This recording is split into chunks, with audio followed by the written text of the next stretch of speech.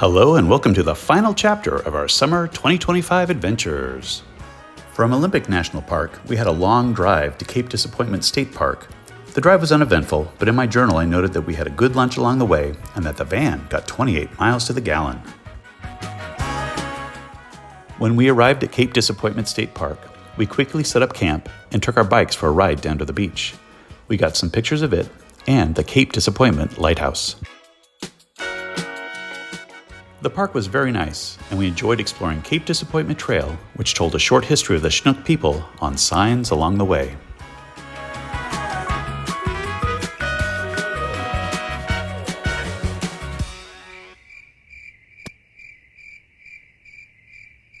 In 4.2 miles, turn left onto West Marine Drive. Saying goodbye to Washington and hello to Oregon, over the Columbia River.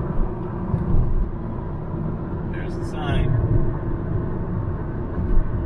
Entering Oregon. Their new home. Soon. The next morning, it was just a short drive across the Astoria-Megler Bridge to our first stop of the day. Astoria. We decided to go out for breakfast on this morning and got to enjoy these views of Washington State from the restaurant back over the Columbia River. After breakfast, it was back onto Highway 101 South and into a bit of an odd traffic jam.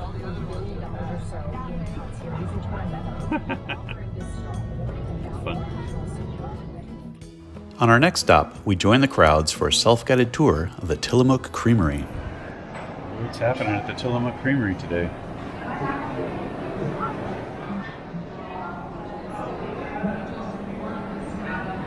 This is hilarious.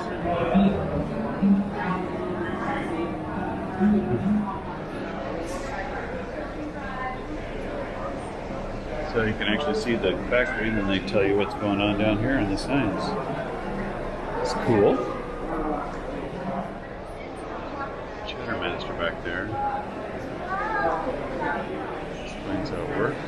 35-foot long steel Cheddar Master, about 15,000 pounds.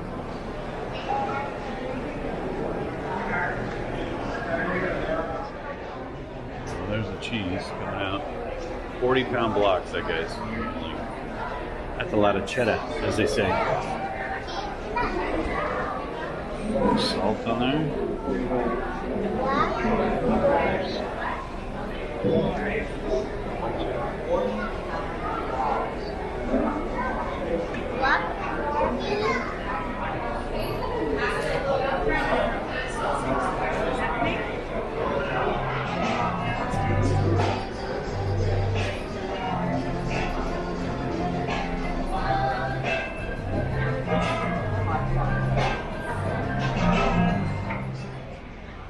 Big blocks. Yeah. Oh wait, those are the boxes. Yeah. But doesn't cheese have to be aged? Yeah. Well, that's a busy machine down there. Seals the cheese, huh? That's why you have to cut it open with a knife. Look how cool this is. They're making all the cheese. I love cheese. Lumps of cheese. We can get some just come back and just eat That's a lot of cheese. the cheese that we I want to look at this machine. So there's that 40-pound block of cheese. Goes through the wires. So when you want to ask who cuts the cheese, it's that guy right there at the end of the line. Of course, you exit through the gift shop. After exiting through the gift shop, we got back into our van, not this one, and continued south to the Port of Newport RV Park in their dry camping section. The dry camp area is essentially a parking lot, but there are lots of fishing boats to look at, check out those tuna, bathrooms with hot showers, and a laundromat. The view of the Yaquina Bay Bridge is also pretty great.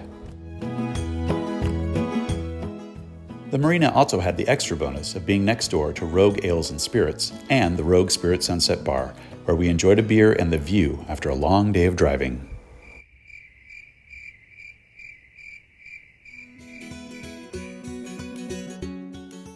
The next morning was clear and bright, and as much as we enjoyed the marina, we relocated to South Beach State Park just across the bridge. We added an extra day at South Beach to coordinate our drive with our friends at Bass Lake for a group camping trip we do every year. And that's coming up in just a minute. We always enjoy South Beach State Park, and it's nice to know it will only be a 3-hour drive to get here when we move to Bend, Oregon. Over the next couple of days, we continued down the Oregon coast and back into California.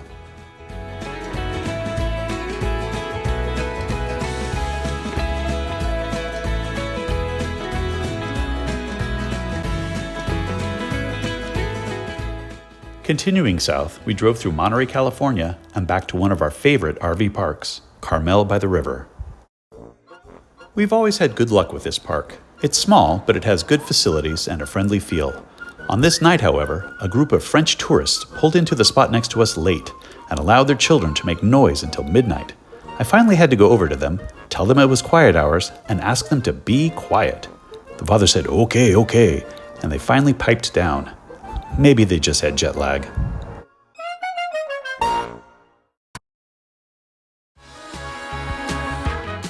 The next day, we drove from Carmel across the state of California to Bass Lake via the Pacheco Pass, where we came upon an unusual event. All right, we're on the Pacheco Pass, and it looks like they got a blade for a windmill coming through here. Don't see this every day.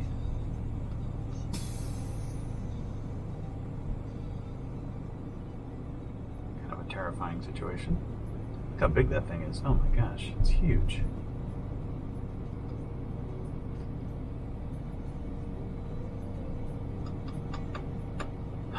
This is on our drive to the Deborah O group camp.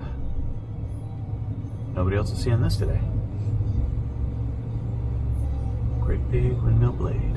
All right. For the last several summers, we've gone on a group camping trip organized by our friend Deborah Olejniczek. I've dubbed us Olejniczek's accountants, teachers, and scientists, or the Oats campers. On this trip, it was a bit warm when we arrived, but that made it perfect weather for the lake. Here we are out on the water. There's Deborah, there's Alan, doing their thing. Joanna's paddling. Paddle, Joanna, paddle. Harder, faster. Go, Deb! Alan's a beast. Look at him go. Left paddle. Left paddle. Jerry? We're doing a lot of gym stuff right now.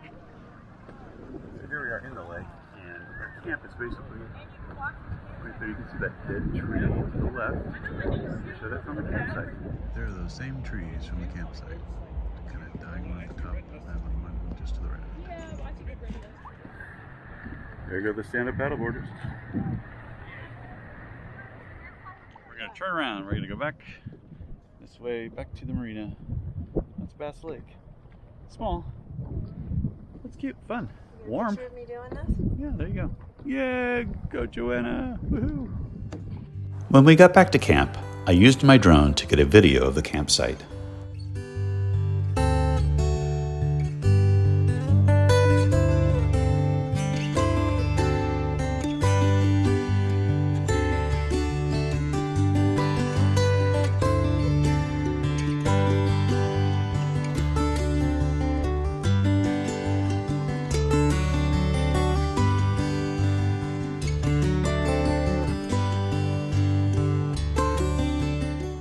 We had a great time our first day and decided to go for a hike on day 2 to Fresno Dome, where we debated whether or not hiking poles are necessary equipment. I don't think those poles help. Psychological. Take some of the impact off your knees. What we tried the car out of the ditch with. Nice little minnow. Okay, he's got the meadow. I'm sure he's got the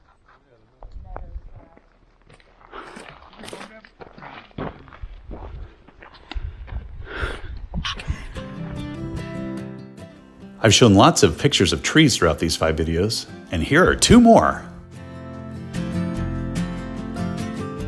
Here's the Oats camping gang. back to the hike now, or we decided Fresno Dome was going to be too far for us, but Gary, Indiana was within reach. This is going to be the turnaround point. There's a view. Not going to make it to Fresno Dome. Too far. Gary.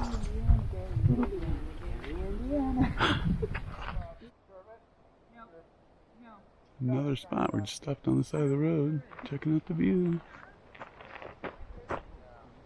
Wow. Yeah, but I'm 18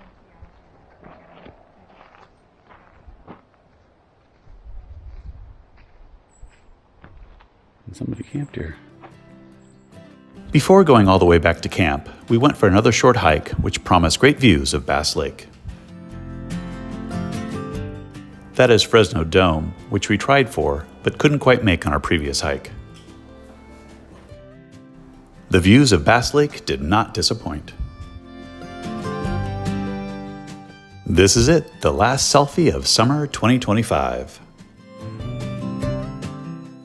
And this was the last Oats Group picture.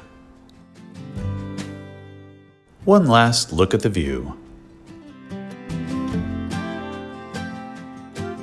We had a great time at Bass Lake and all along our summer 2025 adventures, but after a month on the road, it was time to head home. Starting route to home. Proceed to Road 222, then take the first right. All right, that's it. Summer 2025 in the books. Ulu Maka.